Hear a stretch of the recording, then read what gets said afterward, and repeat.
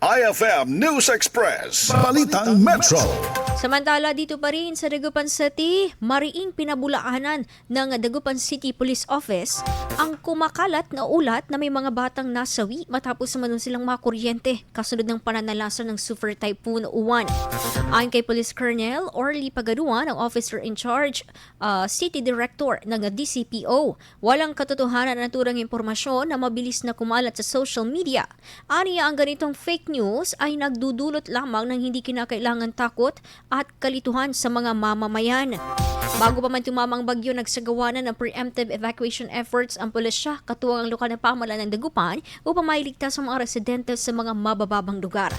Gayunman, kinumpirma ng opisyal na may ilang pamilya ang tumangging lumikas agad at humingi na lamang ng tulong nang tumaas na ang tubig na naglagay sa panganib sa mga residente at maging sa mga rescue personnel.